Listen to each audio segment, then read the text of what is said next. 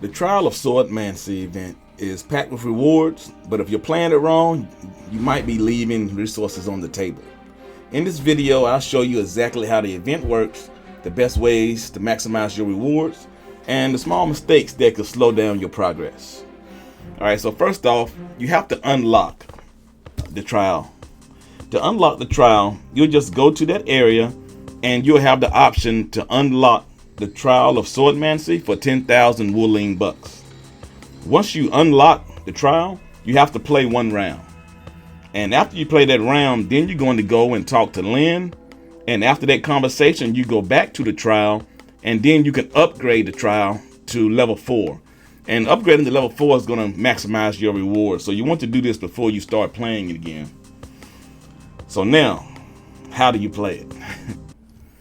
You have 5 slots for 5 cards. And you're going to draw a card each time you select draw in the bottom right. And when you see this card, it's going to have one enemy on the card.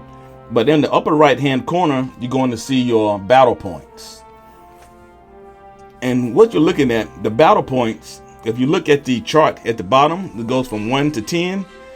The closer you are to 10, or when you have exactly 10, that's going to maximize your rewards. So the number in the upper right hand corner, you want to add those together until you get 10 or close to it as you think that you can get. Now, when you go over 10, that's when you go into what's called data overflow. When you go into data overflow, you're penalized because you get less rewards, but at the same time, the enemies go from level 60 to level 90. So you want to avoid this at all costs when you're doing your daily rewarded trials. So now you have 3 daily trials. You also have 3 abandons. And what the abandon is, it allows you to, if you go into data overflow, you can choose abandon and you can retain that daily trial. So you won't lose a trial as long as you have an abandon, but you only have 3 abandons a day. So you have to kind of keep that in mind. And also what you want to look at, there's a button here for doubling the rewards. And just to let you know, the rewards are all Wooling currency. So it's all Wooling bucks. So the higher you get and the double is going to really be good for you. Now here's the thing with the double. You can only choose to double the rewards after the second card has been played. And then after you play the third card, there's no turning back. So that particular run is going to have double the rewards. So now, if you go into data overflow, when you have double the rewards, if you have an abandon, if you have not used them all, you can use that abandon and you will retain the option to double the rewards. You will not lose that particular run. So you want to be careful. You want to use your double rewards early and kind of use them on the strongest when you have the abandons. So I will say, if you have everything available, I would not accept a score less than 8. You're going to have to get really unlucky if you cannot get 3 runs with 8 or between 8 and 10. So I think that's really doable when you have the abandons available. So you have to kind of keep that in mind, and you want to use your double the rewards on your first 2 runs to make sure you maximize those. You don't want to use your double the rewards when you run out of abandons and you're afraid you're going to go over and you have to settle for a 6 or even a 7.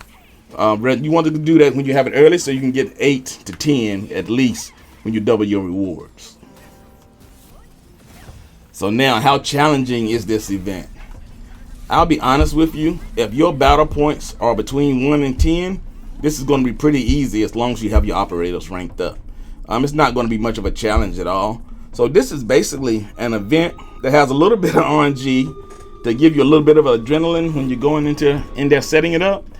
But the challenge is not that great. So it's an event for us to get rewards, which is a good thing. But now here's the thing, you can make it challenging because after you use your 3 daily trials, you can just have free trials. You will not get rewards, but you can kind of just play the game. And this is really good because you can actually go into the data overflow.